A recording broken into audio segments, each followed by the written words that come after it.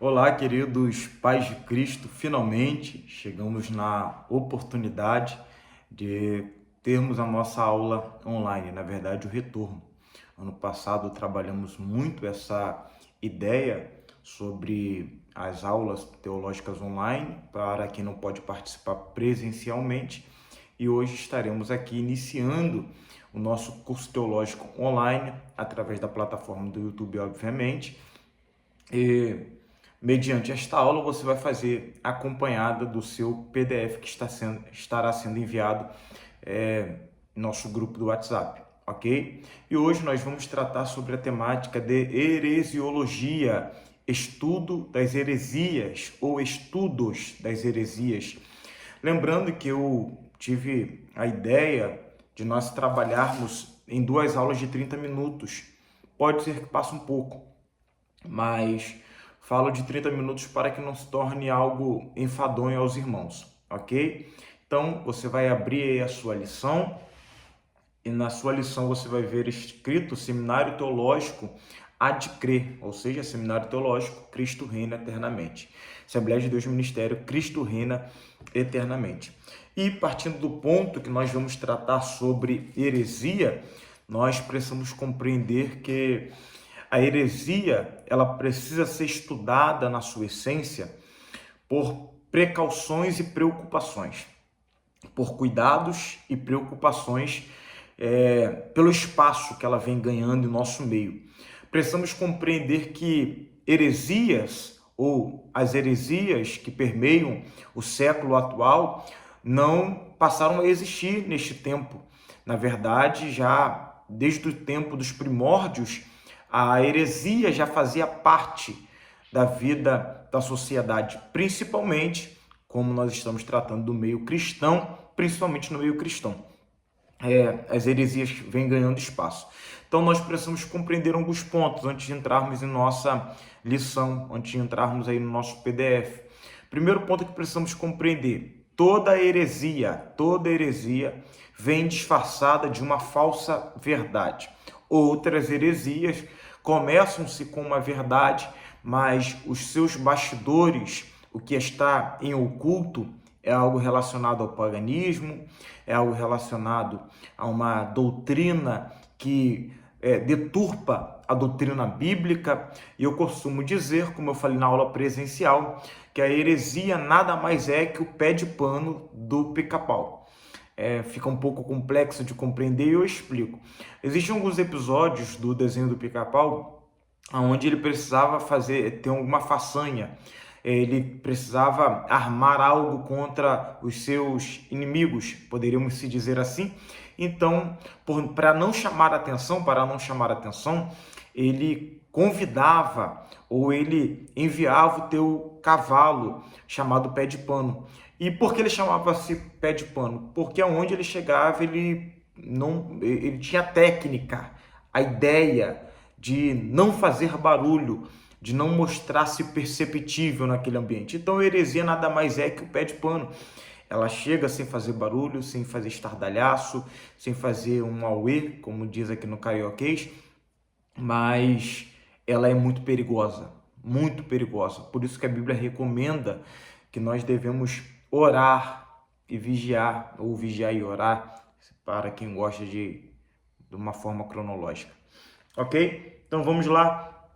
Heresiologia. Esta é a matéria que estuda as heresias, tanto do século passado quanto do século presente, a qual chamamos de seitas. Este termo vem da palavra grega aireses. Você vai perceber que está sublinhado, destacado, porque vai cair na prova. Que primariamente queria dizer o ato de tomar uma cidade. No período grego, quando alguém desejava, quando um governo, quando um poderio militar desejava tomar uma cidade, chamava isso de aireses, ou seja, tomar uma cidade, tomar para si. E essa é a função da heresia, tomar para si a nossa mente, tomar para si a nossa forma de pensar, a nossa forma de compreender certas coisas. Então, o desejo daqueles que propagam a heresia, o desejo das seitas, é tomar a sua linha de raciocínio, a tua razão para eles, para que você possa então não só agora ser um ouvinte, mas também ser um propagador dessas heresias.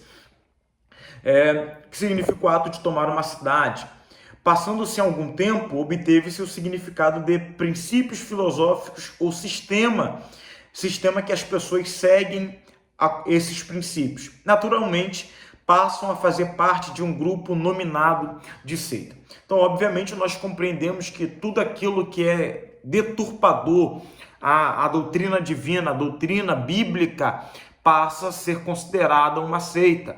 Uma heresia propagada por um grupo, nós podemos nominar aquele grupo como seitas. E aí nós vamos usar alguns textos bíblicos para compreendermos um pouco sobre este quesito de seita.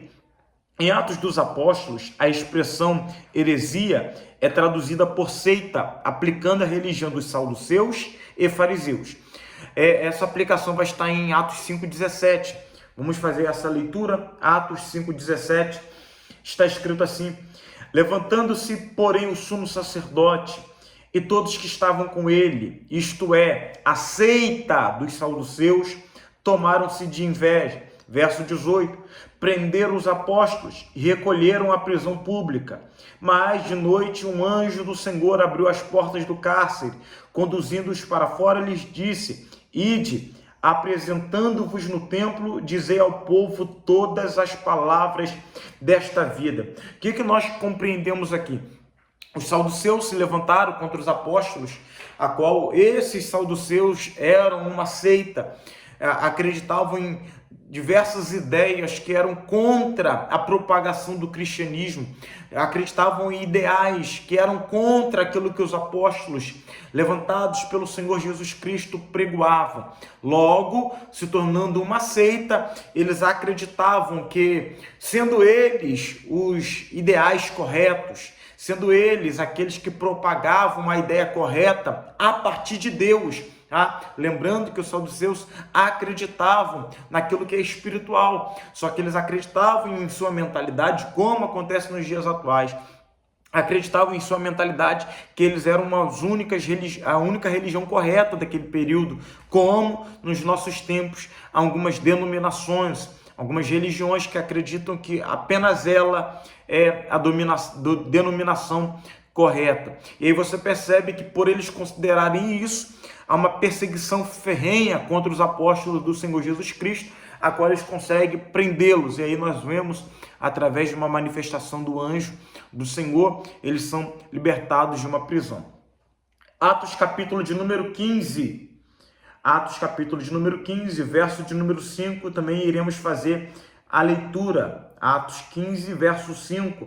Está escrito da seguinte maneira: insurgiram-se, entretanto, alguns, agora não são mais os saduceus, insurgiram-se, entretanto, alguns da seita dos fariseus que haviam crido, dizendo: é necessário circuncidá-los, determinar-lhes que observassem a lei de Moisés. Verso de número 6. Então se reuniram os apóstolos e os presbíteros para examinar a questão.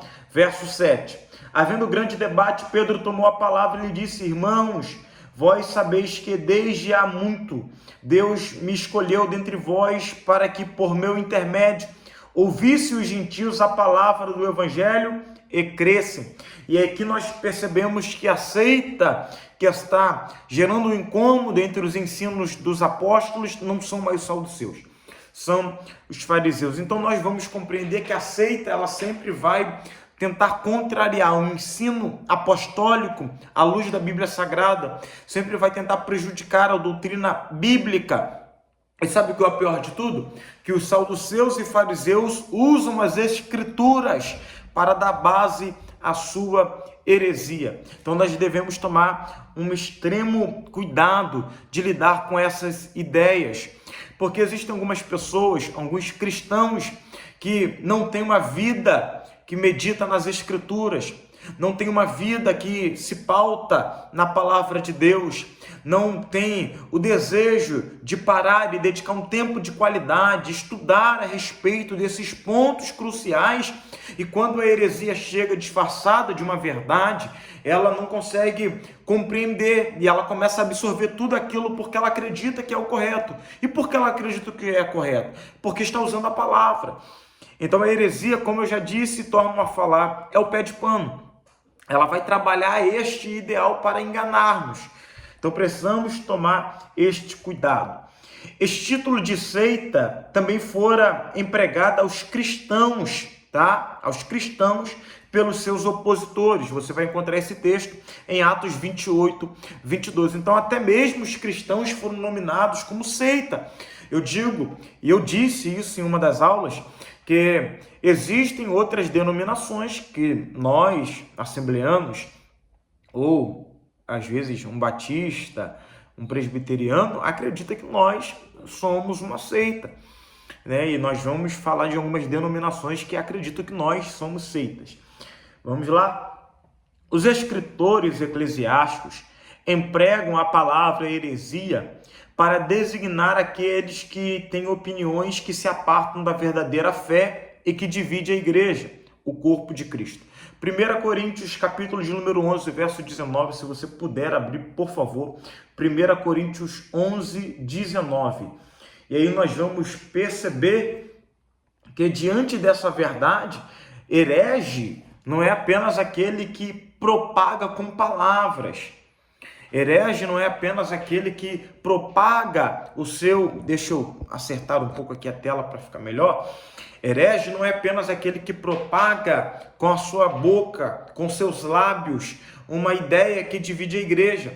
Na verdade, pior herege do que fala é o herege que com seu comportamento ele divide o corpo de Cristo, ele divide a igreja.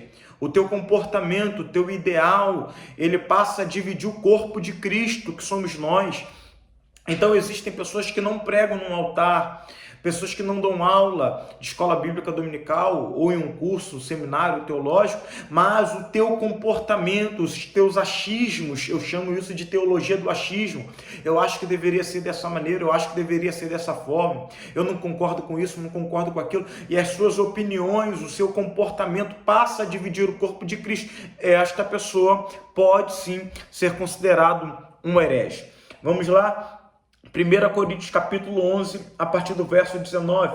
Porque até mesmo importa, irmãos, guarde isso, porque até mesmo importa que haja partido entre vós, ou seja, que haja entre vós heresias, para que também os verdadeiros se manifestem em vosso meio.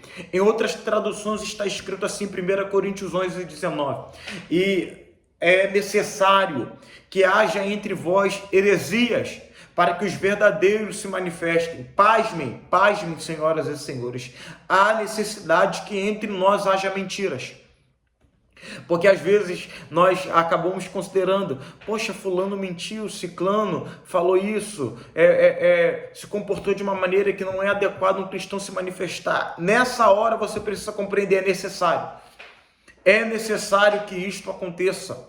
É necessário que os mentirosos falem. É necessário que os hereges preguem. É necessário que os hereges ensinem. E por que é necessário? Para que os verdadeiros se posicionem. Eu preciso compreender que eu devo ser um tipo de pessoa que não fica criticando só o herege pregar. Eu devo ser uma pessoa que se posicione a pregar contra aquilo que o herege está pregando. Enquanto eu não me posicionar em pregar uma verdade bíblica, os hereges vão pregar aquilo que é mentira, porque eu não estou me posicionando a pregar a verdade. Uma certa feita, não gosto de aplicar experiências pessoais nas aulas, mas vale a ressalva. Certa feita, eu vi um indivíduo pregando uma palavra totalmente contrária à luz da Bíblia Sagrada, e ele usou um texto bíblico, mas ele passou a deturpar aquilo que a palavra estava de fato dizendo, e eu falei com Deus, Deus, como pode o Senhor dar uma oportunidade para este homem pregar? E eu comecei a criticar, e o Senhor falou comigo, a mula só fala enquanto os profetas não se manifestam. Enquanto os verdadeiros não se posicionar, os mentirosos vão ganhar espaço para falar. Então nós precisamos compreender que é necessário que as heresias se manifestem para que nós que estamos nessa aula venhamos nos manifestar e pregar o verdadeiro evangelho bíblico e genuíno. Ok? E aí você vai ver que alguns outros textos, em Gálatas capítulo 5, verso 20, vai falar das obras da carne, e uma das obras da carne vai estar escrita a expressão facção. Em outros textos, ou melhor dizendo, em outras traduções, a expressão facção aparece como heresia. Todo herege é faccioso. Todo herege participa de uma facção, é de um grupo, é de um partidarismo, é da panela, como podemos dizer assim. Vamos lá, já nos tempos dos primórdios, segundo Filastros, um bispo das regiões de Bércia, eram 28 heresias predominantes que existiam antes de Cristo. Entre os judeus, após a manifestação de Cristo, esse número se elevou para 128, ou seja, um crescimento de quase 100 ou mais de 100 heresias após a manifestação de Cristo. E a pergunta que fica é, se antes de Cristo, antes da manifestação de Cristo, havia 28 heresias predominantes, por que depois de Cristo passou a surgir mais de 100 heresias predominantes? Muito simples. Usaram a manifestação da verdade e usar esta verdade para colocar e introduzir a mentira dentro dessa verdade. Ou seja, usaram a palavra verdadeira, uma manifestação verdadeira, para usar dela e introduzir a mentira por detrás dela. Vou dar um exemplo disso. Sansão, ele é um exemplo que podemos simbolizar como isso. Sansão, ele mata um filhote de leão, e Sansão, ele era nazireu e não poderia tocar em coisa impura. Só que Sansão, voltando do caminho com seus pais, voltando de Tímina, ele se aparta do caminho, sempre se apartando do caminho. Se aparta do caminho e ele vai observar o corpo do filhote leão. E ele observa que diante do corpo do filhote leão morto, há mel sobre este corpo. E ele toca neste mel, mas tocando neste mel, ele está tocando no corpo morto. E ali ele está quebrando o princípio do nazireu, ou seja, algo adocicado, algo que infla o ego, algo que amassageia o ego, fez Sansão tocar naquilo que quebrava um princípio que Deus havia estabelecido. Assim é a heresia. A heresia vem disfarçada de uma verdade adocicada. Há um grande amigo meu que ele diz o seguinte: crente que gosta muito do doce fica diabético espiritualmente. Crente que gosta de palavras doces, que amassageia o ego. E aí eu sempre digo que você precisa procurar, irmãos, meditar, ler, ouvir pregações que vai corrigir a tua postura em Deus, para que então você possa desfrutar das bondades do Senhor, ok? Vamos lá? Sutileza, nosso tópico, sutileza. Em detrimento da fé cristã, as heresias ganham espaço no meio cristão de forma alarmante, através de renomados pregadores, cantores e pessoas do próprio meio, que apregou uma inversão de valores de forma nunca vista em toda a história da igreja. É extremamente lamentável. Todavia, não há terreno mais fértil para as sementes da heresia quanto no meio cristão. Infelizmente, principalmente aqui no nosso país, pessoas que têm nome, pessoas que têm um grau elevado na sociedade, pessoas que possuem uma demanda muito grande de seguidores nas redes sociais, pregoando inversão de valores. Por exemplo, tivemos por esta semana um determinado pregador, digo nem pregador, mas um coach, e ele determinou o seguinte: se Deus te mostrou, se Deus permitiu você ver, se Deus permitiu você tocar, Deus não é irresponsável de fazer você desfrutar nos olhos e não deixar você viver aquilo. Irmãos, se você for pegar a Bíblia Sagrada, há inúmeros personagens espirituais, homens que tiveram uma intimidade com Deus que nós sonhamos ainda em ter, que Deus olhou para eles e falou: você não vai receber isso, você não vai entrar na terra prometida, você não vai absorver isto, você não vai adquirir isso, você não vai conquistar isso. Então aí você percebe que é uma heresia adocicada. A pessoa vai ali, ouve aquela mensagem e ela se torna mimado na fé. E aí ela não consegue ter os ouvidos para ouvir a verdadeira verdade do Evangelho, que é carregar a cruz, negar a si mesmo e seguir a Cristo. Então nós precisamos tomar o extremo cuidado destas heresias em nosso meio. Heresia importada. O Brasil, embora seja uma nação independente, ainda sofre com fortes influências externas no que diz respeito à idolatria da Europa, da África e as influências do culto afro, das nações do Oriente e Oceania, as influências das seitas orientais. Qual é o problema aqui do nosso país? Está no slogan de alguns pontos que nós temos aqui no nosso país. Um dos slogans mais conhecidos do país, do nosso país, da nossa nação é Brasil, um país de todos. Isto é um problema. Por qual motivo? Porque sendo o Brasil um país de todos, todo tipo de influência cultural, seja ela social, seja ela emocional, seja ela sociológica e principalmente seja ela espiritual e religiosa, há de influenciar. Por quê? Porque recebemos todo tipo de pessoa. E aí há quem critique o atual presidente dos Estados Unidos, dizendo que ele não poderia deportar pessoas de outras nações. Irmão, ele não está deportando quem está andando certo. Ele está deportando quem está andando errado naquele país. E aí ele está fazendo algo correto. Porque aí nós compreendemos que são pessoas que estão ali, irmão, tentando dar o jeitinho brasileiro, como dizemos aqui. E aí, aqui no Brasil, recebe todo tipo de religião, todo tipo de doutrina, todo tipo de ideia. E essas religiões estão ganhando espaço no nosso meio. Na verdade, está tirando o nosso espaço. Principalmente a religião e a ideia neopentecostal, uma ideia onde precisa de algo palpável para crer, uma vassoura ungida, tem que consagrar a chave da casa, consagrar o carro. Isso aí é uma doutrina neopentecostal. O assembleano, o cristão verdadeiro, genuíno, não estou dizendo que só o assembleano é cristão verdadeiro, genuíno, mas os nossos irmãos batistas, presbiterianos, de outras denominações que faltar-me-ia tempo para descrever, nós compreendemos que o evangelho genuíno está pautado nas escrituras.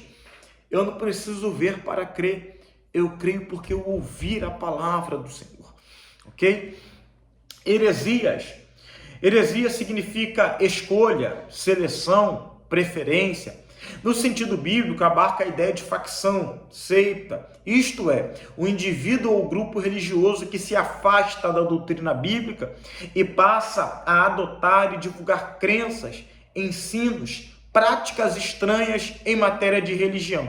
O termo aparece no original em passagens como Atos 5,17, como nós já lemos, Atos 15,5, Atos 26,5, Tito capítulo 3, verso 10 e verso de número 11. Em resumo, que nós podemos compreendermos que religiões que deturpam aquilo que a palavra expõe são seitas, heresias, religiões que propagam uma ideia estranha daquilo que a Bíblia não é a favor. Em resumo, a heresia é todo desvio da verdade divina como revelada na Bíblia. A interpretação que podemos ter é que heresia, sendo uma facção, logo é manifestada como obra da carne, como citamos, segundo o apóstolo Paulo, Gálatas capítulo 5, verso de número 20. Então, todo aquele que participa de uma religião que deturpa o evangelho, ele é uma pessoa que participa de uma facção. E, pasme, existem pessoas no nosso meio cristão que fazem parte de facções, porque ela acredita em ideais que na mente dela é correto, mas à luz da Bíblia está equivocado, está errado. E aí nós precisamos tomar muito cuidado com isso. Existem algumas estratégias do satanismo, e uma dessas estratégias tem ganhado muita força, muita força. E que estratégia é essa? É a estratégia deles enviarem os seus para o meio cristão, fingirem que se converteram e começarem a propagar ideias. Por exemplo, principalmente estão enviando pessoas para dar aula diante das crianças de nosso meio cristão. O que nós precisamos compreender é que este ponto é necessário que, se a pessoa não absorver e ela não compreender que em nosso meio os nossos adversários está pelejando contra nós com seus ideais heréticos, nós acabaremos padecendo por esses ensinos religiosos que são heresias que estão permeando o nosso meio, ok? E aqui nós vamos partir para a nossa finalização de aula, no segundo tópico. Só um minuto. Retornando à nossa aula, eu tive que parar um pouco aqui para atender uma irmã. Vamos lá, partindo para a finalização da nossa aula, nós iremos entrar aqui no termo como identificar uma heresia ou um grupo herege, ok? Como identificar uma heresia ou um grupo herege.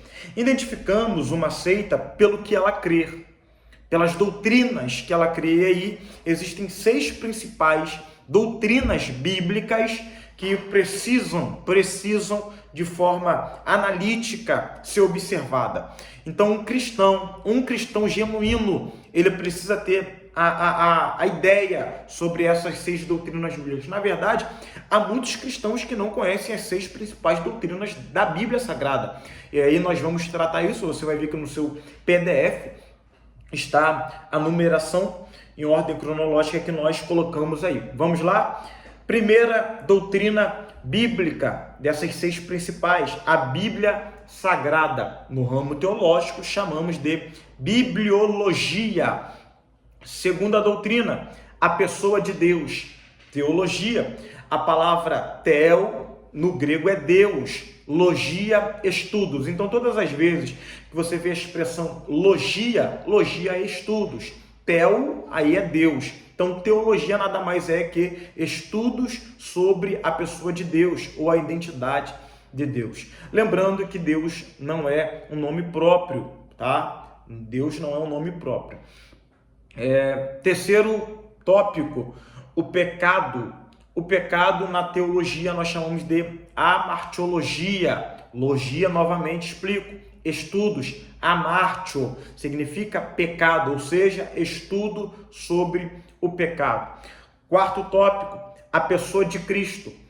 Cristologia, logia, estudos. Guarde isso porque vai cair na prova. Logia, estudos. Cristo, obviamente, Cristo. Estudo sobre a pessoa e a obra de Cristo. Quinto tópico, a salvação. Soteriologia. Logia, estudos. Soterio, salvação. Lembrando que todas essas expressões não vêm do hebraico. Sempre é do grego, ok? Sempre é do grego. Sexto e último tópico, o porvir, ou poderia ser o futuro, aquilo que há de vir, e nós chamamos de escatologia. Logia, torno a dizer, estudos, escato, últimas coisas. Então, doutrina das últimas coisas. Então vamos lá, bibliologia, fala do estudo da Bíblia. A pessoa de Deus, teologia, estudo sobre Deus. Amartiologia, estudo sobre o pecado. Cristologia, estudo sobre a pessoa de Cristo e a sua obra. Soteriologia, estudo sobre a salvação. O porvir, escatologia, doutrina das últimas coisas. Aí também nós temos outras doutrinas, nós não vamos estudar nessa nossa remessa do seminário teológico. Por exemplo, nós temos aí o antropocentrismo, estudo sobre o homem, estudo sobre a queda do homem também, que é ligado à pessoa, à identidade do pecado.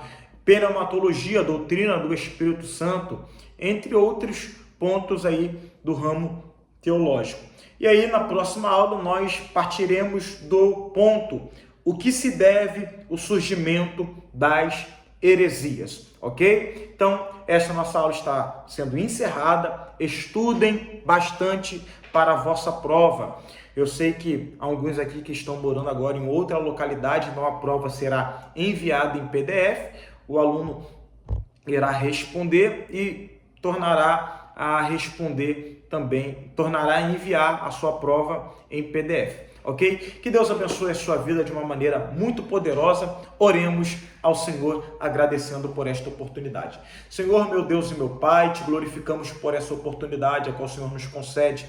Peço-te que o Senhor venha abençoar cada aluno que está vendo esta aula, participando desse seminário. Ó Pai, se houver alguma dificuldade de interpretação e compreensão desta aula, pedimos ao Senhor que venha abrir a nossa mente, tanto daquele que está lecionando, quanto daquele que está ouvindo, para que possamos, Senhor, compreender melhor aquilo que quer falar conosco. Pedimos ao Senhor abençoar a vida de cada um deles, é o que te pedimos e te agradecemos, em nome do Senhor Jesus. Que Deus lhe abençoe de uma maneira muito poderosa.